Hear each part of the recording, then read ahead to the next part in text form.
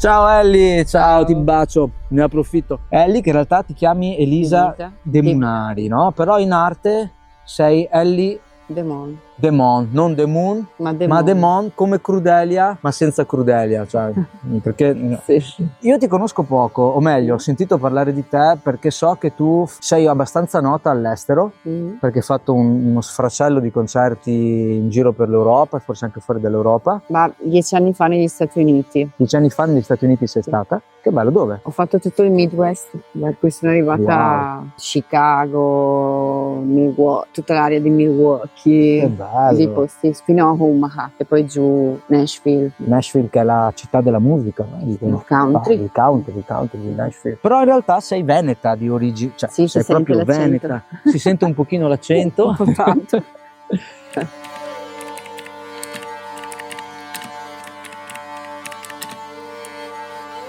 E vieni da varie esperienze musicali, no? Perché hai una formazione classica, tu correggimi se dico una fesseria, hai una formazione classica, però sei passata attraverso gli anni 90, fino attraverso il punk, lo stoner, sì. Il blues, sì. La musica indiana, sì. Il garage e quindi... Adesso un grande minestrone, non so se è riuscito bene, però un grande minestrone. Beh, insomma, è riuscito bene, direi di sì, perché insomma credo che gli apprezzamenti siano unanimi sia fuori che dentro il bel paese, no?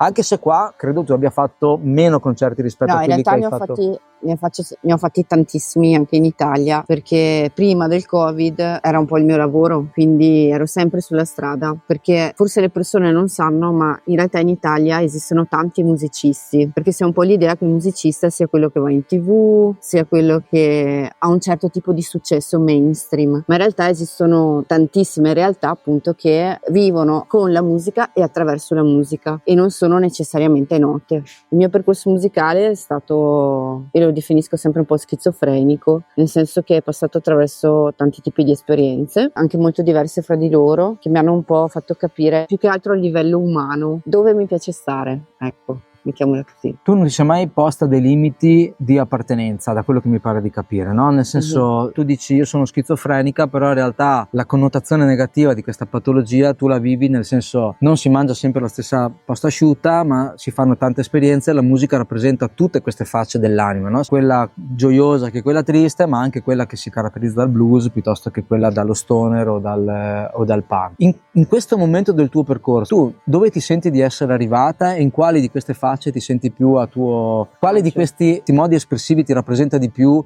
come artista adesso? Allora, me lo chiedo sempre tutti i giorni dove sono arrivata e non ho una risposta. Diciamo che vado un po' a braccio, nel senso che io so che sto bene nella musica modale, mettiamola così. Che cos'è? La musica modale intesa nel senso più antico del termine, ossia tu mi dai un drone sotto, tipo questo qua, ringraziamo tanto Andrea Tranquillini che sta facendo queste riprese, e io sopra ci faccio il mio viaggio. Non a caso io adoro la musica indiana e la musica medio orientale, perché mi ci ritrovo tanto in quel tipo di... Però scusa se ti interrompo, modale in che senso? Ridotta molto in soldoni. Noi abbiamo una formazione, quella occidentale, che si rifà molto all'armonia. Qui viene fuori la parte di insegnante che c'è in Ellie, che in realtà fa anche questo tipo di lavoro. Vai, facciamo la lezioncina di musica modale. Scusatemi, però un po' antipatica, però vabbè.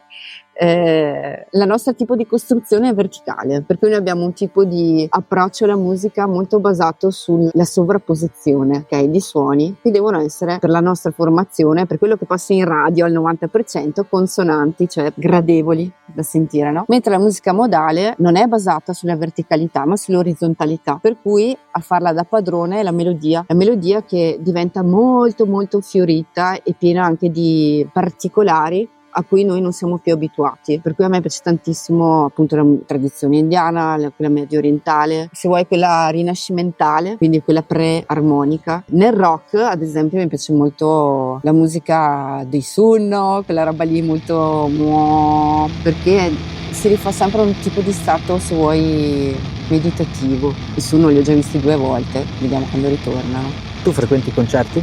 Sì, tanto, ci provo, perché vabbè, gli impegni della vita su quelli che sono, però mi piace molto andare a concerti, tanto. Si impara tanto andando a concerti. Qual è il primo concerto che hai visto, sentito? Cristina D'Avena. Cristina, che tra l'altro è venuta a Riva del Garda neanche un mese fa e ha fatto un pienone. Cristina D'Avena. Secondo, vabbè. il primo concerto a cui hai assistito per tua intenzione, proprio perché dici questa cosa qua mi piace, questo artista, Ma in allora, età in realtà, adolescenziale. in età adolescenziale sono cresciuta attraverso le band del mio paese, quindi ho sempre frequentato la musica locale. Quindi paese? Sant'Orso, Sant'Orso, provincia di Thiene. Schio, Tiene. Ok, bisogna specificare, sono 3 paesi che stanno tutti a tipo 10 km uno dall'altro, ma c'è un campanilismo molto... Cosa che non succede quasi mai in Italia, che è tipica di Sant'Orso. Qua non è No, ma così. perché anche a livello musicale c'era un po' la lotta ai tempi ok. tra i panchettari e i grangettoni, per cui io ero della scuola Alice in Chains, mentre a Thiene erano della scuola Ramones. Ramones, quindi il panchettone, quello Sì, classico americano. Esatto. Dove, vedi, poi mi perdo. Allora, ah sì, il primo concerto. Sì. no, capiterà spesso che ci perdiamo in questo mare magnum. Prima siamo passati dalla musica modale, che non abbiamo finito, al primo concerto di Ellie Demon. Come giovane adolescente. Però sto pensando perché in realtà io mi ricordo che verso i 13-14 anni compravo un sacco di biglietti per i concerti di grupponi che giravano allora, Metallica, gli Alice in Chains, queste cose qua. Poi regolarmente non ci andavano perché i miei non mi lasciavano andarci. Certo. Quindi ho i biglietti ancora dentro il diario. Cioè tu li compravi inusati. senza il loro permesso? Esatto, e poi restavano nel diario. Ok, perché tu dici papà devo andare A vedere gli Alice in a Chains. Treviso a vedere gli Alice in Chains. Fa no, Elisa, sei figlia unica? No. Ah. Una sorella. Elisa stai nella cameretta. Esatto. Ok. Quindi in realtà i primi grandi concerti li ho visti verso i 17-18 anni. Mi ricordo 18 anni, prima a 17 anni e 360 giorni sono scappata a Londra, ho compiuto i 18 anni a Londra a lavorare. Cioè sei scappata di casa oppure era con tuo papà che non ti lasciava andare a vedere sì, io ho detto, gli guarda, Alice in Chains? Ho detto adesso vado. Ah, ok. E vado a lavorare giugno, 10 giorni prima che finisse la scuola, ho detto vado a lavorare a Londra. Scusa, superiori cosa hai fatto per curiosità? Liceo linguistico. Liceo linguistico, quindi sapevi un po' di inglese per andare a Londra. Sì. Okay. Quindi tu prendi lo zaino, come si faceva allora, quindi erano più o meno che anni? 99. 99, perfetto. Ok, a Londra mi sono vista tutti i concerti che non avevo mai potuto vedere fino ai 18 anni. Gli Alice in Chains non so se c'erano ancora. No, 99 erano già sciolti, erano già belli, ma mi sono vista le hall. Ah, ok. Ecco. Vabbè, quelle... Per cui mi sono vista tutta una caterba di concerti. Lì è stata la prima Quindi magnata. da sola, non avevi una base a Londra? Qualcuno che conoscevi? No, sono stata lì a fare la cameriera. Avevi trovato lavoro da qua? Sì. Come succede a tanti, Come no? succede a tanti. Però ci vuole anche coraggio per farlo, perché partire da Schio, o meglio da Sant'Orso, con lo zainetto, quindi hai preso il treno? No, ho preso l'aereo, cioè mi hanno portato fino a Treviso. Ah, e quindi poi, era tutto. Venezia, non mi ricordo più. Vabbè, poi Londra. Sei partita, hai salutato la casetta e sei atterrata a Heathrow. E lì avevi un appuntamento già con un locale? Con un'agenzia? Sì, quelle interinali, dove mi hanno mandato a lavorare in diversi ristoranti. Avevi già esperienza? Come cameriera sì. Okay. Come cameriera in inglese no, infatti ho fatto tante stronzate, però vabbè.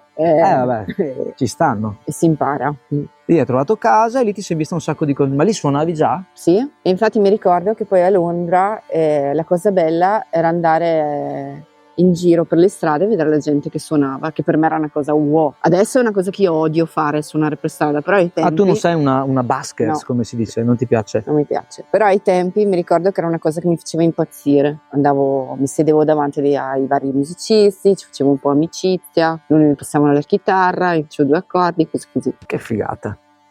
Adesso, La Londra degli anni 2000, sì, che probabilmente era 99-2000. E quindi qual è questo primo concerto che sei andata a vedere? Allora, a Londra, il primo concerto appena sbarcata a Londra, il giorno dopo sono stata a vedere i Rem. Poi sono stata a vedere tutta una serie di gruppi metallari, perché ero una gran metallara. Okay. Gli Anathema, i Cradle of Filth. No, ripeti bene che... Anathema, che erano, poi io ascoltavo black metal ai tempi, i Cradle of Filth che erano proprio londini. Poi vabbè, anche tutta una serie di gruppi più mainstream, Lenny Kravitz, gli Aerosmith, Billy King, tutto quello che sì. Cioè, io mi ricordo che prendevo lo stipendio da cameriera, mettevo via i soldi per pagarmi l'affitto e la spesa e tutto il resto andava in concerti. Quindi i genitori non negati ai concerti ai figli, perché poi sennò fanno un macello. O prima o poi, se è quella la strada, la prenderanno, insomma.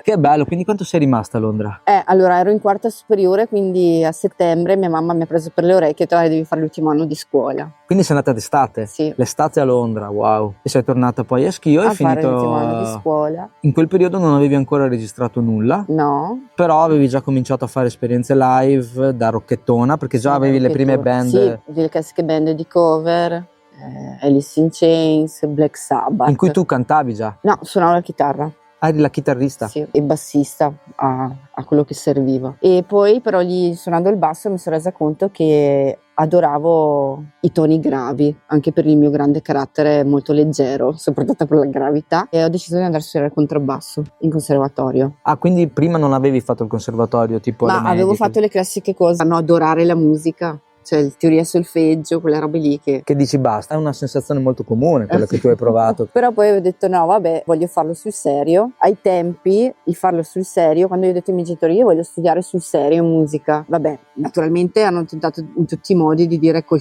cavolo vai a lavorare. Esatto. Però poi vedendo che io proprio ho detto vabbè, l'unica cosa seria ai tempi era il conservatorio. Se proprio devi andare vai al conservatorio, almeno sì, magari se proprio va male, almeno gli insegnanti di musica la vai a fare. Cioè nel senso che non c'erano ancora tutte le accademie che ci sono adesso, e in più, cosa non trascurabile, il conservatorio costava 60.000 lire all'anno. Quindi era molto gratuito, accessibile. Esatto. No, lo sottolineo perché al giorno d'oggi, cosa a cui tengo molto, purtroppo la musica è una cosa elitaria, nel senso che se vuoi un'educazione musicale devi spendere soldi al giorno d'oggi, ai tempi no. Sottolineiamolo, ok? Perché è una cosa politica per me questa cosa qua. Quindi sono andata in conservatorio e ho fatto contrabbasso, quindi alle superiori ho iniziato a studiare contrabbasso. Quando è stata l'ora di scegliere l'università ho scelto un'università musicale, che ai tempi era il DAMS di Bologna. Cioè tu sei stata al DAMS negli anni 90? Fine 90, sì. Mamma mia. Inizio 2000. E qui mettiamo i puntini di sospensione. Vabbè, ok. Ecco. DAMS è entrata in contatto con diverse realtà, anche quella indiana, per cui fa un po' ridere questa cosa, perché in realtà al DAMS c'era questo corso di etnomusicologia in cui studiavi con maestri indiani, e lì sono entrata in contatto con la musica indiana. Ho detto adesso io voglio un sitar, ho comprato il sitar e ho scoperto che l'unico conservatorio di musica indiana in Europa dov'era? A casa mia. A Vicenza, e quindi sono ritornata a Vicenza per studiare musica indiana in modo abbastanza strutturato, metodico. Sì. Quindi ho studiato contemporaneamente musica classica. Adesso non abbiamo qua il sitar, chiaramente, no, che gioirei nel poter vedere suonare, ma la trovate su YouTube, penso, sì, no? Cioè dappertutto, c'è lei che suona il sitar. Non so, per chi non sa cos'è il sitar, è uno strumento indiano, una specie di liuto a corde. Abbastanza grandino. Sì, che ha una zucca come cassa di risonanza e 20 corde, 13 di risonanza e 7 che suoni. Quindi ha sempre questo effetto pieno, perché le corde quando vibrano suonano tutte per simpatia. Quindi è uno strumento molto modale. Torniamo modale. Perché la musica indiana è musica modale. È musica modale. Banalmente non puoi fare gli accordi. Ovviamente ci sono delle sovrapposizioni, ma non sono come quelle occidentali, che sono molto complesse. Nella musica indiana il tipo di sovrapposizione che hai è sempre funzionale alla melodia, anche quella armonica in realtà, però vabbè, non entriamo in tecnicismi. No, non ci entriamo, anche perché ho smesso di capirlo dopo che hai cominciato a parlare ancora. No. Non è vero, dai, qualcosa ho intuito. Ma adesso ascolti ancora musica indiana? Quindi musica indiana tradizionale? Tradizionale, l'ascolto, anzi diciamo che... Non contemporanea, cioè non ascolti... Sì, sono tanti musicisti contemporanei. Adesso poi la cosa bella è che le cose si mischiano, per cui la musica tradizionale ha cominciato anche a incontrare altre tradizioni, e per cui becchi questi musicisti pazzeschi che magari tipo, non so, mi viene in mente Anushka Shankar, che è la figlia di Ravi Shankar. Come si chiama? Anushka Shankar, che è la figlia di Ravi Shankar, che ha fatto questo bellissimo disco dove fonde la tradizione indiana con il flamenco. Wow! Quindi hai tutte queste commissioni belle, bellissime. È la musica che mi incuriosisce di più in questo momento. Sempre con strumenti tradizionali, acustici, tradizionali, non con la commistione elettronica. Ma no, c'è anche tanta commissione elettronica. Io sono più attratta però questo è il gusto mio personale, sì, dagli strumenti tradizionali. Ok. Quindi se noi dovessimo dire 3 artisti contemporanei indiani che fanno musica che piace a Ellie Demon, Allora, che Anushka si Shankar. possono, Anushka Shankar. Poi non è indiana, però canta i ghazal, che sono di tradizione musulmana, ed è molto famosa lei, che è Aruj Aftab. E poi vabbè, vado su Jat Khan, che è il figlio è parente di Wilayat Khan, che è un grandissimo sitarista. E torniamo al sitar. Yes. Quel disco fatto dai Led Zeppelin intorno agli anni 90 si chiamava, se non No sbaglio, Quarter. No Quarter, che è un disco che personalmente ho apprezzato Sì, tantissimo. lì la È una- tradizione è più medio orientale. Sì, perché loro erano in Kashmir. Sì, e tra l'altro c'è Robert Plant, che lui è super appassionato di musica medio Robert Plant orientale. che sta facendo un tour in Italia, Sì, sai che era a Bolzano. Sì, e anche la prossima. Sì, ho visto che è a Padova. L'hai visto? L'ho visto l'anno scorso con questo tour qua, che è molto bello perché riprende i tradizionali irlandesi, per cui parliamo ancora di musica tradizionale. Mi piace molto. Lo stavo dicendo, sì, Robert Plant è molto appassionato di musica medio orientale, anche Page, per cui loro mischiano. E quell'album lì era abbastanza rappresentativo di quella che è la musica, diciamo, medio, magari non proprio quella indiana. No, loro è la musica dei Led Zeppelin rivista in chiave un po'. Con gli strumenti, anche con i musicisti avevano preso. Sì. Gran bell'album, no? Sì, bello. Tra l'altro io non faccio musica indiana, perché poi magari uno si aspetta che mi ascolta no, io faccio punk. Lei è una punkettona. Sì. Sì? Sì. E questo prossimo disco sarà un disco punk? No, allora questo disco sarà un disco che ha dentro tante cose. Ma non è un disco punk? No. Senti, la musica per te, perché fai musica? Domanda del... Per darmi un senso. C'è chi per trovarsi cammina, c'è chi per trovarsi fa yoga, c'è chi per trovarsi prega, io sono. E funziona? Boh. Però ormai è tanti anni che continui. Sì, diciamo che è il mio modo per stare in bolla, cioè scherzando dico, se io non suonassi probabilmente andrei per strada a picchiare la gente. Ah, proprio... Ecco. Allora è meglio che suoni, per carità. No, mi stai un po' intimorendo, adesso devo stare un po'... Ok. Non sei troppo pericolosa? Ma no, ma va là, cioè non uccido neanche le zanzare. Ok, se sparisco sappiate voi che siete al di là delle telecamere che è colpa. No. Ascolta, i Guns N' Roses li ascolti ancora? No.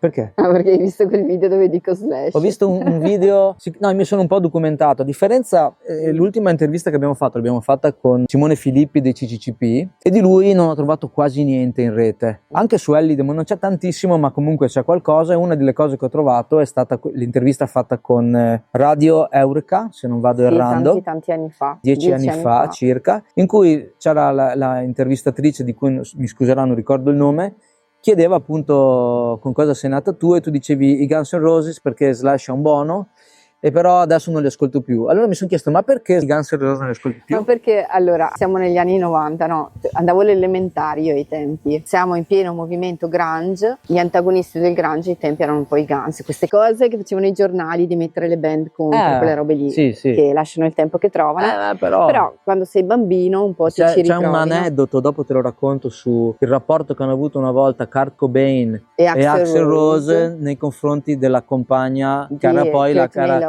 Sì, lo sai la storia. Sì, che lui l'ha insultata. Sì. Quindi erano un po' antagonisti, anche se tra virgolette era una nuova ondata che stava arrivando ed era destinata a far scendere un po' quella precedente, come succede sempre nella musica, credo. E perché stiamo dicendo qui? Perché non li ascolti più? Non so, in casa mia si ascoltava tutta musica colta, no? Cioè i cantautori. Sei figlia d'arte? I tuoi genitori suonano? No. Assolutamente no.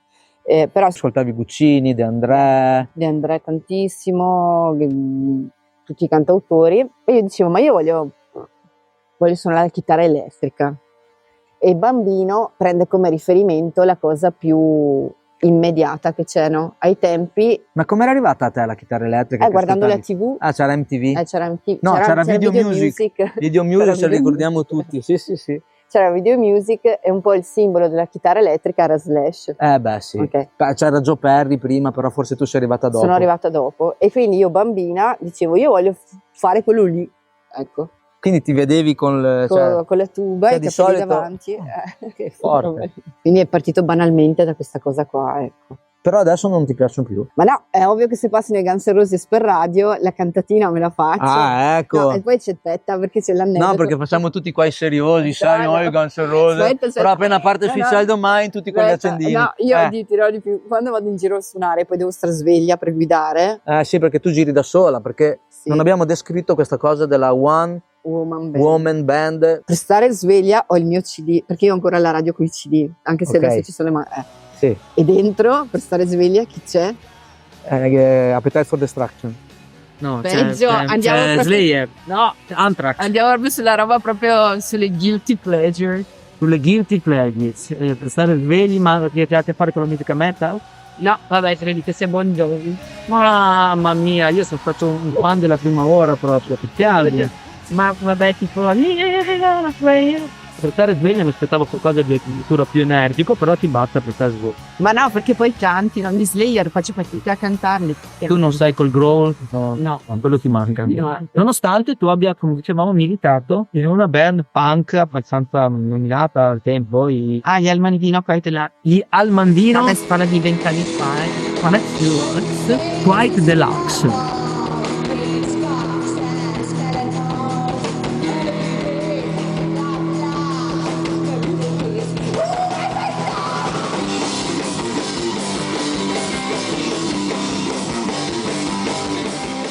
Devo dire che il disco sarà prodotto da River Tape Production, la mia nuova collaborazione con Tetta, che lo funding serve appunto per finanziare questo libro.